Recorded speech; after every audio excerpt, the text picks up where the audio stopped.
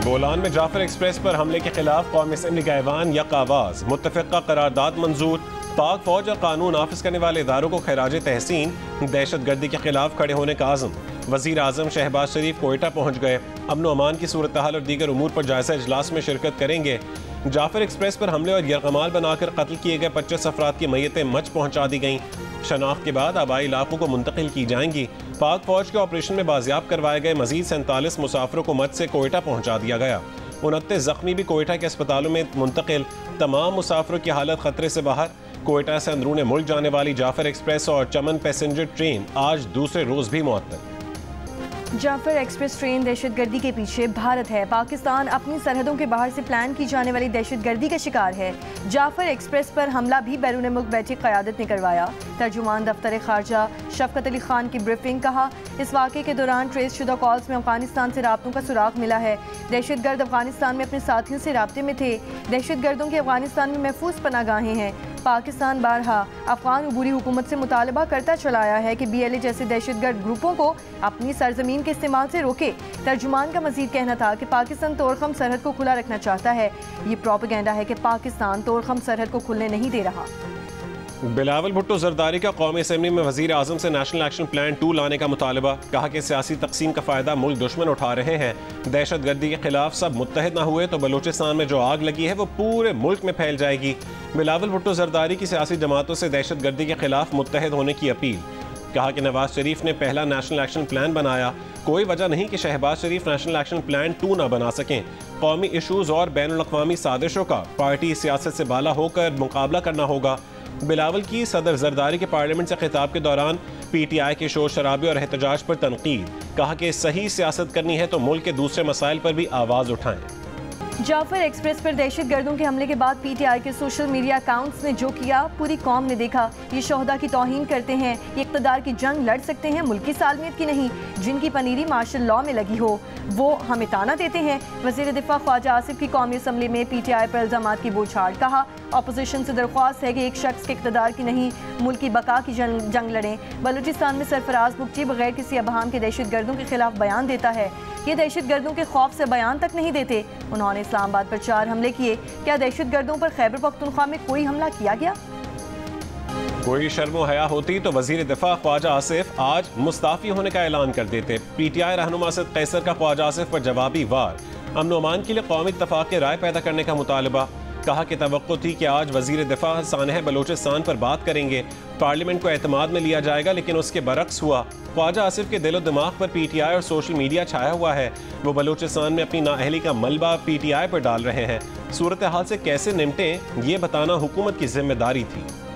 शाम को जो फाइनल क्लियरेंस ऑपरेशन हुआ है जिसमें तमाम मगवी मुसाफिरों को बाजाब करवाया गया है। सबसे पहले फोर्सेस के निशाना बाजों ने खुदकुश बमबारों को जहन्नम वासिल किया और फिर मरलावार बोगी से बोगी क्लियरेंस की और वहां पर मौजूद तमाम दहशतगर्दों को जहन्नम वासिल कर दिया और उनकी कुल तादाद 33 है।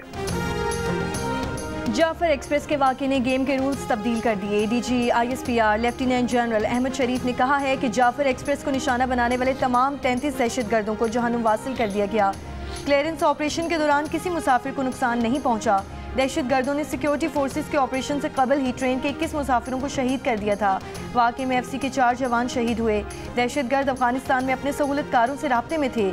DG ISPR ने कहा कि जैसे ही वाक़या हुआ चंद मिनटों में भारतीय मीडिया पर गुमराह कुन रिपोर्टिंग शुरू हुई। पुरानी तस्वीर, वीडियोस और AI वीडियोस भी भारतीय मीडिया पर नशर की गईं। ये दहशतगर्दों और उनके आकाओं का गठजोड़ जाहिर करते हैं। ऐसे मौक़ों पर कुछ मखसूस सियासी अनासर मुल्क में भी बढ़ चढ़ कर सोशल मीडिया को एक्टिव कर लेते हैं, बजाय उसके कि वो रियासत और अवाम के शाना बशाना खड़े हों। दहशतगर्दी के लिए बेबुनियाद जवाब पैदा करते नजर आते हैं। जाफर एक्सप्रेस ट्रेन के ड्राइवर अमजद यासीन दहशतगर्दों के हमले में महफूज रहे। मीडिया से गुफ्तगू में कहा है कि बम धमाका हुआ, उसके बाद ट्रेन पटरी से उतर गई। हमलावर आए और इंजन पर फायरिंग शुरू कर दी। जान बचाने के लिए नीचे बैठ गए थे। 27 या 28 घंटे तक इंजन में ही बैठे रहे। पाक फौज ने बर वक्त ऑपरेशन करके पाया तकमील तक पहुंचाया। अमेरिका में सिखों की आलमी तंजीम सिख फॉर जस्टिस के रहनुमा गुरपतवंत सिंह पन्नू ने कहा है कि बलूचिस्तान में ट्रेन पर दहशतगर्द हमले में भारतीय इंटेलिजेंस एजेंसी रॉ मुलव्विस है। आलमी इदारों से भारतीय कौमी सलामती के मुशीर अजीत डोवल और रॉ के खिलाफ कार्रवाई का मुतालबा। गुरपतवंत सिंह ने कहा है कि भारत पाकिस्तान के खिलाफ खुफिया जंगी हिकमत अमली के ब्लू प्रिंट पर अमल कर रहा है। बलूचिस्तान ट्रेन हमला भारत के जारहाना दिफाई नजरिए का सबूत है। भारत बैरून मुल्क मुखालिफिन के टारगेटेड कत्ल से लेकर इंतहा पसंदी और सरहद पार से दहशतगर्दी की मुहिम में मुलव्विस है।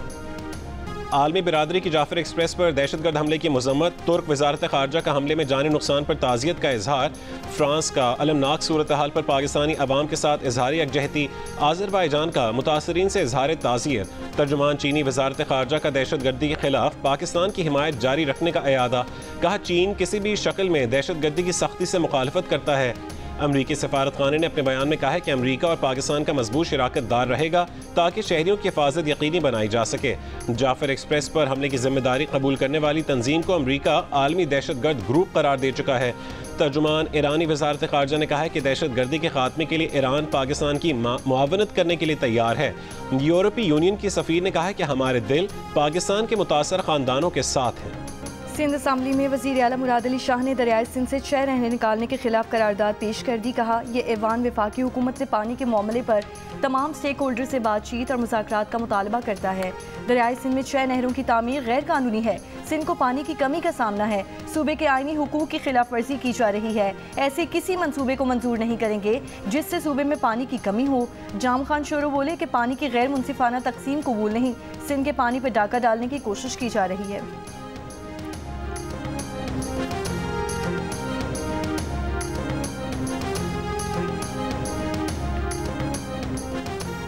बलूचिस्तान और खैबर पख्तूनख्वा की सूरत हाल पर मुशावरत के लिए महमूद खान अचकजई और अख्तर मैंगल बानी PTI से जेल में मुलाकात करेंगे।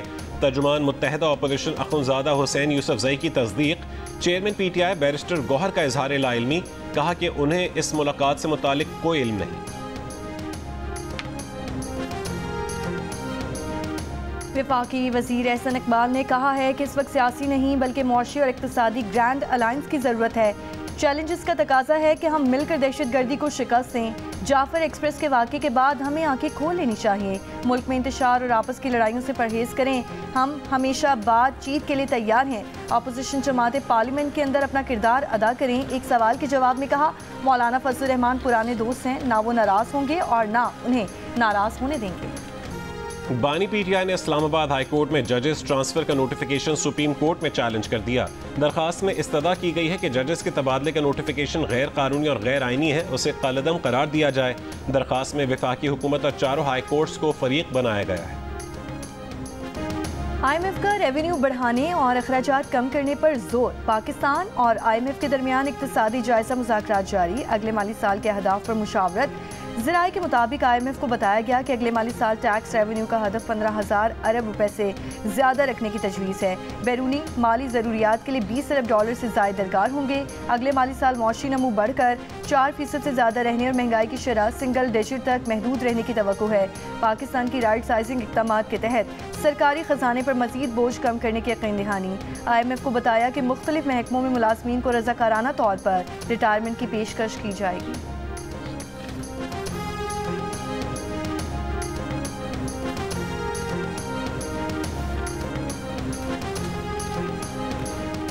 वज़ीर आज़म शहबाज शरीफ से उज़्बेकिस्तान के सफ़ीर की मुलाकात। दो तरफ़ा ताल्लुकात पर होने वाली पेशरफ्त पर इत्मीनान का इजहार। दो तरफ़ा तिजारत 2 अरब डॉलर तक बढ़ाने के लिए रोड मैप वज़ा करने की ज़रूरत पर जोर।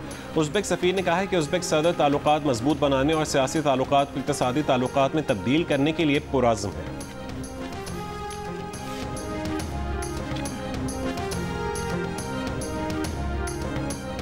अपोजिशन लीडर उमर अयूब के IG इस्लामाबाद पर इल्ज़ामात। कहा, आप जानिबदार हैं, रियासती मामलात में मुदाखलत कर रहे हैं, JIT से अलग हो जाएं। सोशल मीडिया पोस्ट तहकीकात की JIT में पेशी पर उमर अयूब ने तहरीरी जवाब जमा कराया। कहा, IG इस्लामाबाद पाकिस्तान की सबसे बड़ी अपोजिशन के खिलाफ मुनज़्ज़म खेल खेल रहे हैं। तहरीक इंसाफ किसी बेबुनियाद मुहिम पर यकीन नहीं रखती। IG का रवैया पब्लिक सर्वेंट के मुताबिक बिल्कुल नहीं है। तहरीक इंसाफ के खिलाफ IG इस्लामाबाद का बुक्स आया है। वो IG को गिरफ्तार कराने के लिए कानूनी चाराजोई कर रहे हैं।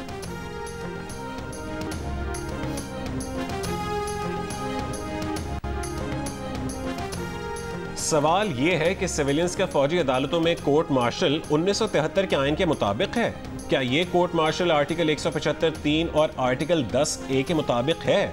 जस्टिस जमाल मंदोखेल के फौजी अदालतों में सिविलियंस के ट्रायल से मुतालिक अपील पर समाअत के दौरान रिमार्क्स। वजारत दिफा के वकील ख्वाजा हारिस ने कहा कि हमें पहले ये तय करना होगा कि चैलेंज शुदा फैसले में खराबियां क्या हैं। जस्टिस मुसरत हिलाली ने सवाल किया कि क्या फौजी अदालतें आर्टिकल 175 के जुमरे में आती हैं? क्या फौजी अदालत भी आम अदालत के मयार की ही अदालत होती है? ख्वाजा हारिस ने कहा कि उनका अगला नुक्ता यही है। इस सवाल का जवाब देंगे, पहले आर्टिकल 8 पर मुतमईन कर लें। जस्टिस मुसरत हिलाली ने कहा है कि पता नहीं ये कब मुतमईन होंगे। जस्टिस अमीनुद्दीन खान ने कहा कि आर्मी एक्ट की सेक्शन 21D को कलअदम करार देने की हद तक फैसला दुरुस्त नहीं है। वजारत दिफा के वकील ख्वाजा हारिस की इस दलील से इत्तफाक करते हैं कि फौजी अदालतों में सिविलियंस के ट्रायल से मुताल्लिक केस की समाअत 7 अप्रैल तक मुलतवी। शहरी अली मोहम्मद को मुबैना तौर पर पुलिस की गैर कानूनी हिरासत में रखने के खिलाफ केस IG इस्लामाबाद के हाई कोर्ट में पेशी। अदालत को बताया हक़ाइक़ जानने के लिए GIT बनाई, मुलव्वस किसी अफसर को नहीं छोड़ा जाएगा। जस्टिस मोहसिन अख्तर कियानी ने सवाल किया कितना वक्त चाहिए तफ्तीश के लिए। IG ने कहा कि दरख्वास्त गुजार को बुलाया हुआ है, अभी तफ्तीश में शामिल नहीं हुए। अदालत ने IG इस्लामाबाद को जाने की इजाज़त दे दी।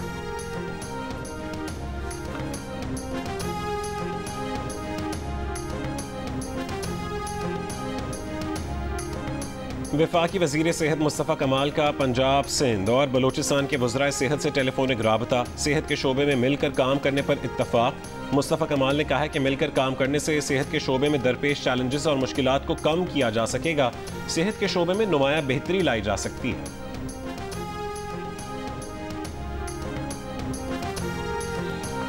चोनिया में पार्क से 10वीं जमात के तालिब इल्म की लाश बरामद। वालिद का कहना है कि 2 नामालूम नौजवान रात 11 बजे घर से बेटे को लेकर गए।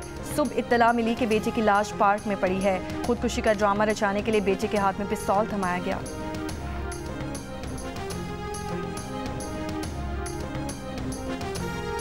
मुल्क के बालाई इलाकों में बर्फबारी और बारिश, मैदानी इलाकों में गर्मी की शिद्दत बढ़ गई। गिलगित बल्तिस्तान के जिला स्टोर में बर्फबारी के बायस बंद राबता सड़कें खोलने का काम जारी।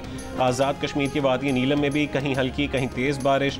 ताउबर्ट, हिलमत समेत मुख्तलिफ इलाकों में 1 फुट से ज़्यादा बर्फ पड़ चुकी। राबता सड़कें बंद। बर्फबारी का सिलसिला 16 मार्च तक जारी रहने की पेशगोई। मगरबी हवाओं के ज़ेर असर सक्खर, जैकबाबाद, लाड़काना समेत सिंध के चंद मकामात पर आज और कल बारिश या बूंदाबांदी का इम्कान है। कराची में मौसम गर्म, 33 डिग्री की गर्मी 36 डिग्री की महसूस की गई। सिंध हुकूमत का होली पर हिंदू मुलाजमीन के लिए आज और कल छुट्टी का ऐलान। वज़ीर आला सिंध मुराद अली शाह की हिंदू बरादरी को होली की मुबारकबाद। कहा होली सिर्फ रंगों का नहीं बल्कि खुशियों, अमन और भाईचारे का हसीन त्यौहार है। सीनियर वज़ीर शर्जील इनाम मेमन ने कहा कि होली का त्यौहार खुशी और यकजहती की अलामत का दिन है। सिंध हमेशा से अमन, रवादारी और मजहबी हम आहंगी की सरजमीन रहा है। गुर्दों के अमराज से आगाही का आलमी दिन। इस दिन का मकसद गुर्दों की सेहत, अहमियत और गुर्दों के अमराज से मुतालिक शऊर और आगाही पैदा करना है। इस साल का मौजू है कि क्या आपके गुर्दे ठीक हैं, जल्द पता लगाएं। गुर्दे की सेहत की हिफाजत करें।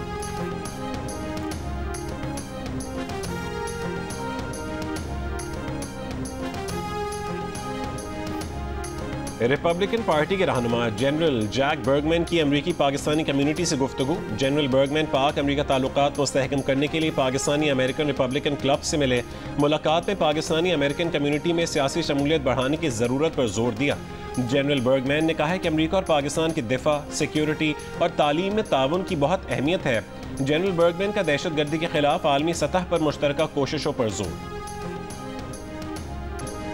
ऑस्ट्रेलिया के साबिक टेस्ट क्रिकेटर स्टुअर्ट मैकगिल मुनशियात केस में कसूरवार करार। ऑस्ट्रेलियाई मीडिया के मुताबिक साबिक ऑस्ट्रेलियाई क्रिकेटर कोकेन की लेन देन में सहूलतकारी में मुलव्वस पाए गए। मैकगिल ने तस्लीम किया है कि वो बाकायदगी से आधा ग्राम कोकेन $200 में खरीदते थे। साबिक क्रिकेटर को रवां बरस के आखिर तक सजा सुनाई जा सकती है।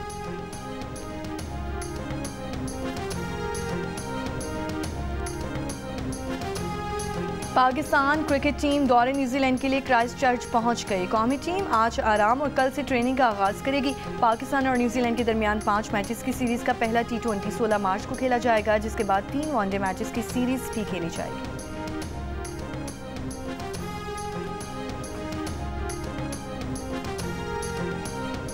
पाकिस्तान क्रिकेट बोर्ड के चेयरमैन मोहसिन नकवी ने डोमेस्टिक क्रिकेटर्स की मैच फीस कम करने से रोक दिया। चेयरमैन पीसीबी ने director domestic cricket Abdullah Khurram Niazi को मैच फीस पर नजरसानी की हिदायत जारी कर दी। जियो न्यूज़ ने गुज़िश्ता रोज़ नेशनल T20 कप के लिए डोमेस्टिक क्रिकेटर्स की मैच फीस 40,000 रुपये से कम करके 10,000 रुपये करने का मामला उठाया था।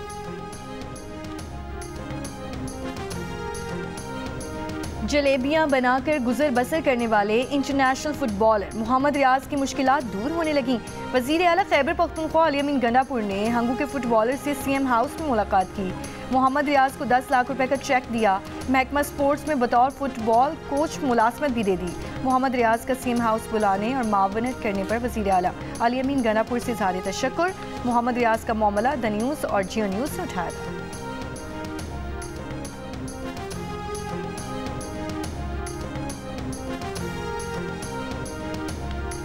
एशियन गेम्स के सिल्वर मेडलिस्ट और साउथ एशियन गेम्स के बेहतरीन बॉक्सर ओलंपियन बाबर अली खान गुर्दों के आर्जे में मुब्तला। शदीद बीमारी में माली वसाइल इलाज की राह में रुकावट बन गए। ओलंपियन बाबर अली खान के अहल खाना की कौमी हीरो का इलाज करवाने की अपील। और इटली में जारी special Olympics world winter games में पाकिस्तानी एथलीट्स आज फाइनल राउंड में एक्शन में होंगे। क्रॉस कंट्री स्कीइंग के 50 मीटर रेस के फाइनल में रवीना कुर्बान और मुनीबुर रहमान मुकाबला करेंगे, जबकि स्नो शोइंग की 200 मीटर रेस में 4 खवातीन और 3 मर्द एक्शन में होंगे। 800 मीटर रेस में मुअज़्ज़म इकबाल हिस्सा लेंगे।